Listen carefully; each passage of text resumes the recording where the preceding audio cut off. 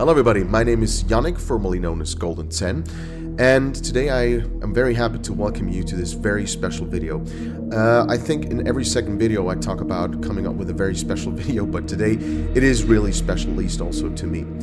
You know, these days I try to keep away officially from the Bond thing because, well, first of all, I'm not the biggest fan of the state that Bond is in nowadays, but still I have to give all the credits to the makers of the Bond films, because they have given me my all-time favorite movie. And I'm not just talking about Bond movies, I'm talking about movies in general, GoldenEye. And since this year also marks its anniversary, I thought, well, let's do a video on all the sounds of GoldenEye. I'm not talking about sound effects, I mean there were plenty of famous ones in the movie as well, but I'm talking about the score sounds, the sounds that you could hear in Eric Serra's fantastic soundtrack.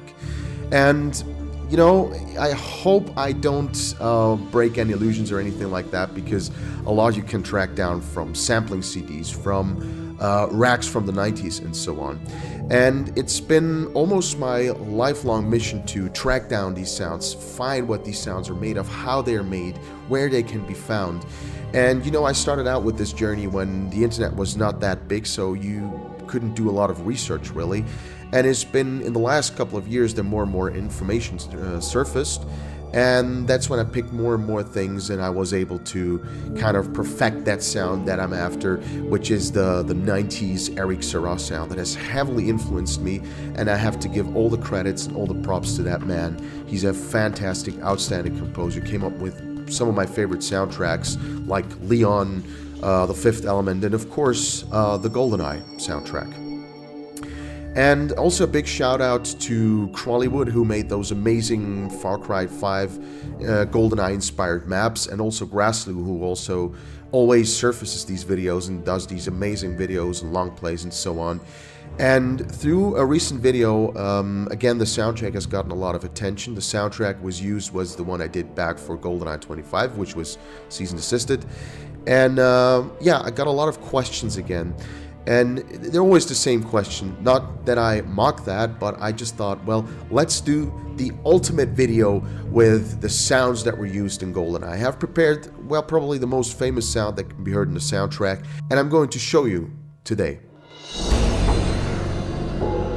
So when I'm going to search for those GoldenEye sounds, let's start with an actual rack, or let's say the most famous sound from GoldenEye, which is sometimes referred to as the dong sound, the gong sound, the sonar sound, the pong sound, whatever. I mean, I've read at least 10 or 20 different variations on the name. But I mean, it's clear, it was never disclosed what the actual name is, and today I can reveal the mystery. It is called Ice Missile. And when you're talking about GoldenEye sounds from the soundtrack, there's one ultimate machine that was really defining of that soundtrack, and is a 90s rack that I've got sitting here in my rack collection, which is called the EMU Cussion. And that said sonar sound, let's just settle for that, because pong sound or dong sound sounds really weird and could have a weird connotation. And this is called Ice Missile, and I'm going to show you how the patch looks. And then we're going to try it out a little bit.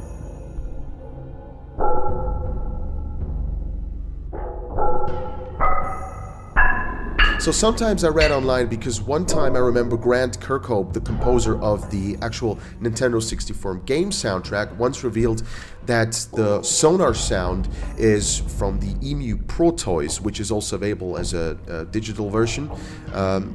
Usually back in the 90s it was an actual rack, and he referred to the Infinity One sound. And let's have a listen to that.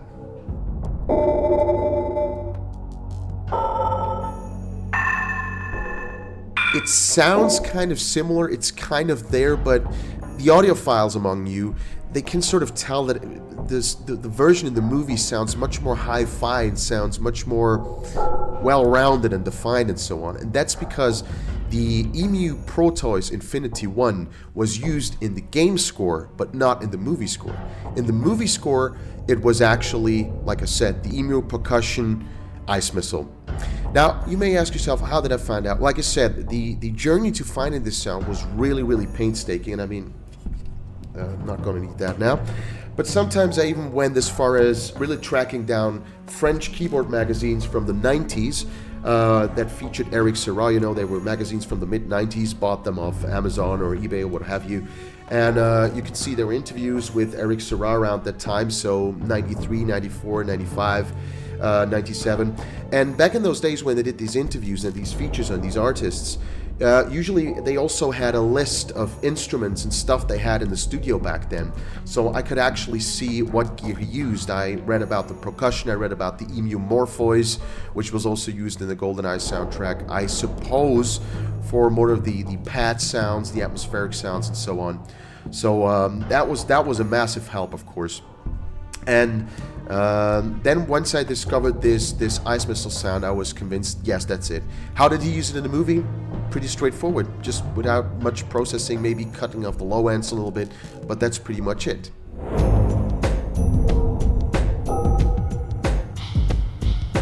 Now, the percussion does not only feature that ice missile sound, the famous GoldenEye or the mid-90s Eric Serra sound, but it features a whole nother slew of sounds that you could hear in the movie. Let's check out a couple of them. A sound that you could hear all over the GoldenEye soundtrack as well was the reverse cymbal, and there are kind of two versions of it in there. There's the reverse cymbal just one time, you know, and then there is one version that you could actually hear at the end of the car chase with Xenia, when the Aston Martin comes around the bend and then stops, and you could hear that kind of double reverse cymbal. And then there was a track on the soundtrack which, depending on the version you have, is either called Pleasant Surprise for You or Xenia, and that's the place in the movie where Xenia actually, or where the helicopter takes off. Bond has to run onto the frigate, the helicopter takes off, Xenia kills the two pilots, and then in the track there's that sound, and I always ask myself, is that a snare sound? Did Eric Serra create it, or whatever is that? And it's actually called Big Pipe, again from the percussion tool. Let's have a listen to that. And now let's quickly run through a couple of other sounds that you can hear all over the GoldenEye soundtrack that are also from the percussion rack. One I dubbed Face Kick, you can hear it here. And in the original soundtrack, it's in this track. Then again, jumping back to the track A Pleasant Surprise for You, or Xenia, is something that I dubbed Razor Buildup. You can hear it here in comparison to the soundtrack.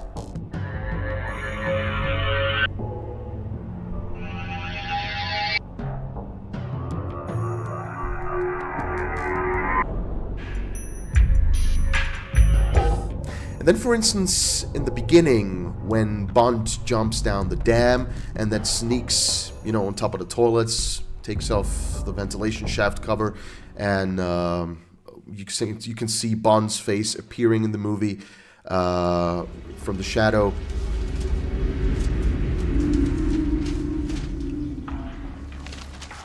There are kind of a bunch of distorted deep sounds, and I think I found a very similar one on the percussion, if it's not the sound.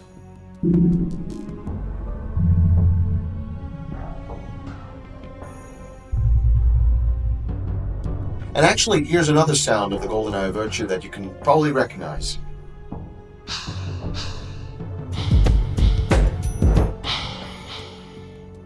So that's basically a splash hit.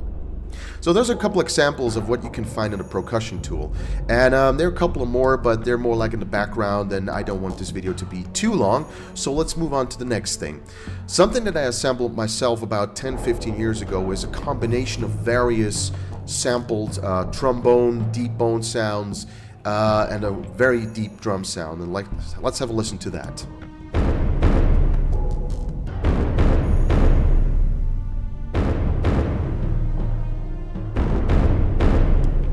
And that's kind of my emulation of that famous soundtrack piece that you can hear here in comparison. And then a question I also got a lot are these fanfare and stabs, and it was da-da, da-da, da-da, da-da. So it was about, that's a long time ago, 15, I think even 20 years ago, where I read somewhere online on a forum Again, back in those days, that was very rarely the case. But I read somewhere, and I actually could then prove it, that what Eric Serra had done, for instance, for the famous GoldenEye gun barrel, so those GoldenEye stabs that are in the gun barrel music as well as afterwards in the GoldenEye Overture, before it really cranks up, is actually the track Bond Back in Action, the beginning of that track, heavily processed. And so I thought, if I want to do that myself, I'm not going to use the original recording of Bond Back in Action just to, for safety measures, whatever that's worth. And I recreated that, an orchestral mock-up of that, and then did kind of the same processing that Eric Serra, I think, had done, just telling by ear, so adding phasers, adding a bit of bit crusher, and stuff like that, and I wound up with this.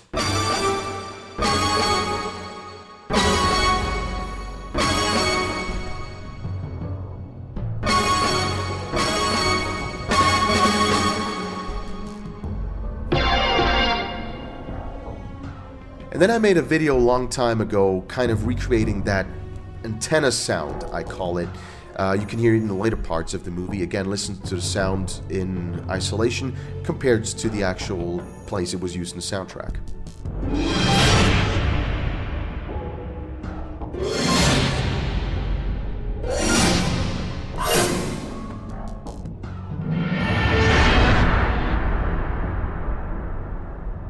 And I even make a little making of back then, so it's a couple of sounds together. I remember it's a harp gliss, it's an orchestral hit reversed, so that was famous in the 90s as well, and a swelling cymbal sound, all reversed, compressed together, and then used, and also a couple of different sounds added to that, and that's what I wound up with. Then, of course, again, very famous for the GoldenEye soundtrack, the timpani sound. And I mean, it's still something that blows my mind, that you could actually pull off the Bond theme, the dum-da-da-dum-dum with a timpani. I mean, already to have that idea is so ballsy and so resourceful. I just really, hats off to Eric Serra for that.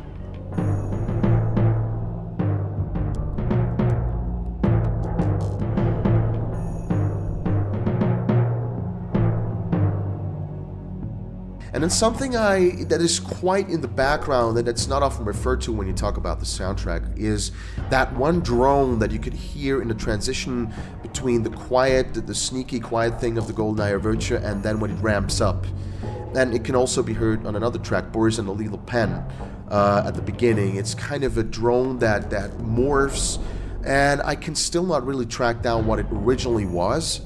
And I always think that, having read a couple of interviews with Eric Serra on making GoldenEye, when he was kind of in his heydays back in that day when he made GoldenEye, and, you read different versions. In some versions he said he couldn't wait to do it and he was absolutely blown, and in some other instances you read that he had to be convinced to do it because he was kind of in the middle of his, like I said, of his high phase with all the Luc Besson productions and so on. So I don't really know what is true, but I would say that according to himself, he did not indulge himself making the GoldenEye soundtrack, spending weeks tweaking sounds and so on.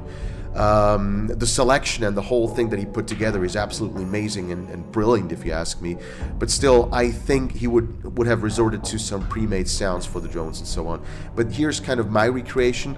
Those are a couple of different drones that I put together from various sample CDs from the 90s. I have a lot of them laying around and that I bought and just collected over the years. And that's what I wound up with. Again, in comparison to the soundtrack.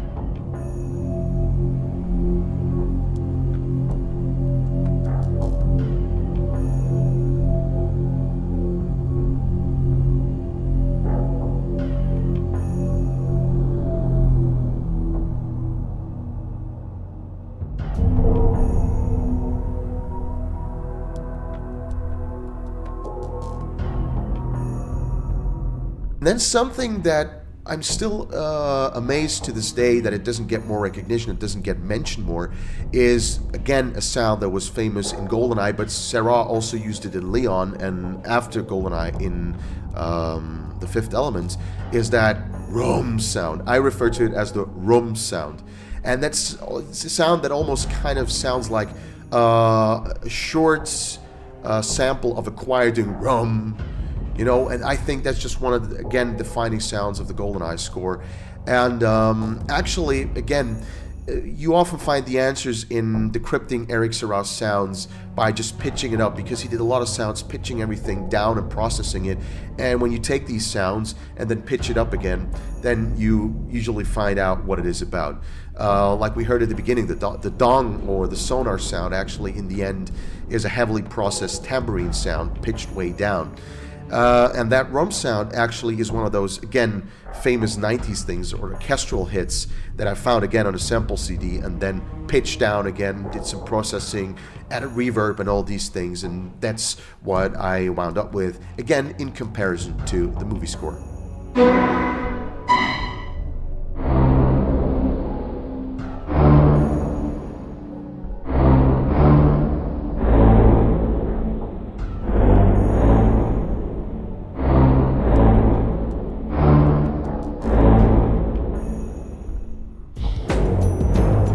Another thing is in that track where you can see in the train where you have this kind of tension building up, and it's in the train sequence as well as in Arecibo when Boris does his flicking with the pen, and then there's this track that's very lo-fi and very deep and brooding, but you have this kind of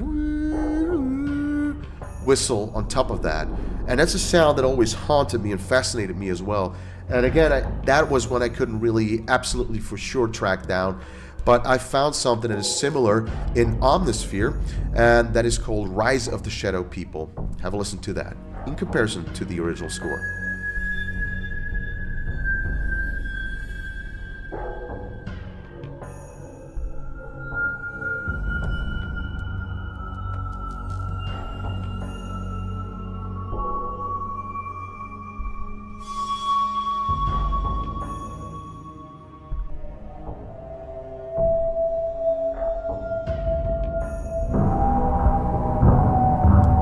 And then there are a couple of things that are notable from the GoldenEye score that I'm not going to present you because they're kind of your standard 90s things that they just used.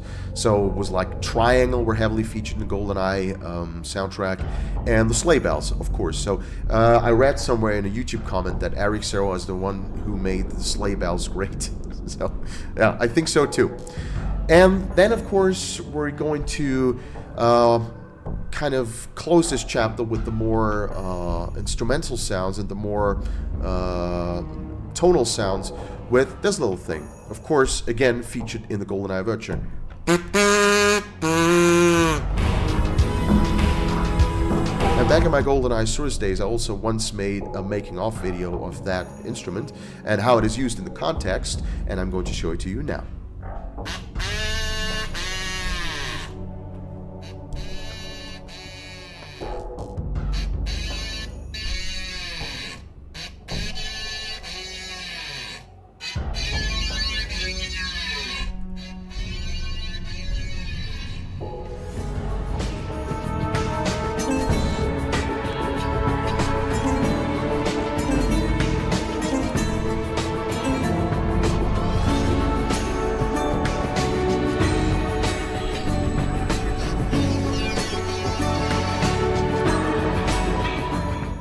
Then, of course, let's also check out that bass, which I sometimes referred to as the porn bass. I don't know why that is, but it kind of gives this, you know, the GoldenEye matches da da da da da da da da.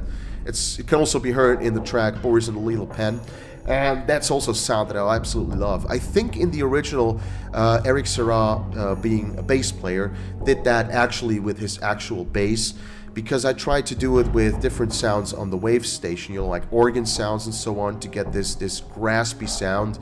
But also always the attack was wrong. If it had too steep of an attack, it sounded too aggressive, and if it had too little of an attack, it sounded too rounded. So I couldn't quite nail down that sound, and I think it's just down to the fact that it was actually performed with a real bass, doing some processing with it.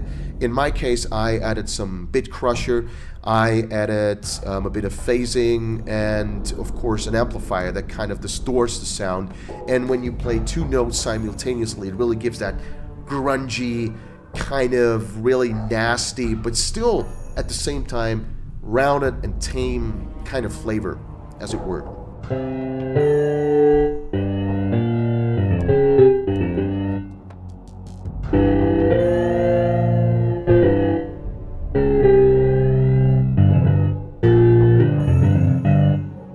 And I did a combination of two sounds, an actual electric bass sound, just a plain electric bass sound with no processing, and this sound from the Wave Station, which was an organ sound, again heavily processed, playing two notes, so harmonies on top of each other, which gives it that nice grungy sound, and that's how it sounds like in the end.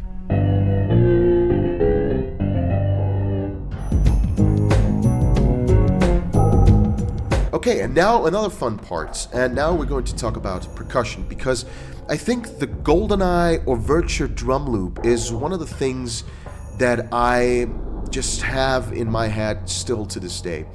And I always ask myself, what did he do these sounds all himself? Is this a composition? Did he do the processing, everything? And I was really shocked when it was brought to my attention that there was a sample CD back in the 90s which was called LoopZilla. And I just one day found that on eBay, bought it, had it shipped to me, and then I did, hours and hours of listening to these tracks, because you always have these tracks that are split in two. So you have one kind of musical track, and then there are two full music tracks on it. And there's the full music track. I mean, that's how the sampling CDs back in the 90s were done. You have the full track, and then you have all the individual elements. So like the percussion, the rhythm, the harmonies, the instruments, and so on. You have all that in succession.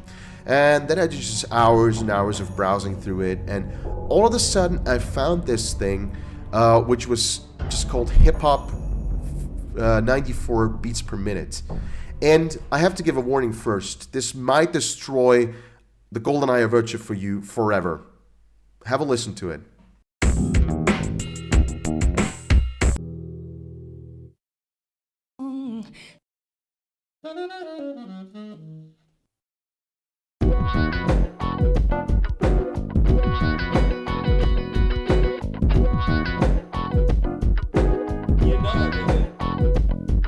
I mean, that's just insane, isn't it? You can already hear the GoldenEye drum loop, and it was taken from there. In isolation, it then sounds like this.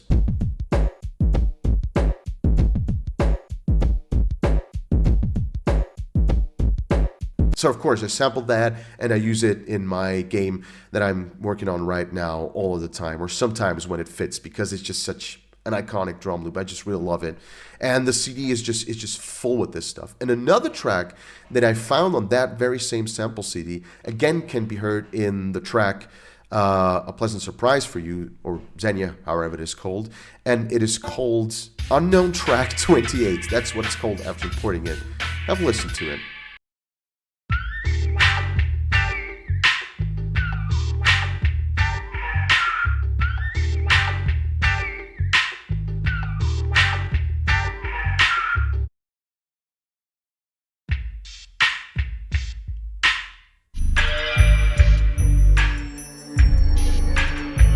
That's absolutely, it's mind-blowing, isn't it? I mean, you can see with these two drum samples, that's basically your GoldenEye sound right there. So I hope you found this interesting, and again, thank you very much for attending this premiere. Thank you very much for being on this channel, and I hope you keep following my work that I do for my own game, which is called Dangerous Connections. Again, this is going to be very much inspired by GoldenEye as well, in terms of tone, world building, and the score, of course, as well. Thank you very much for being here.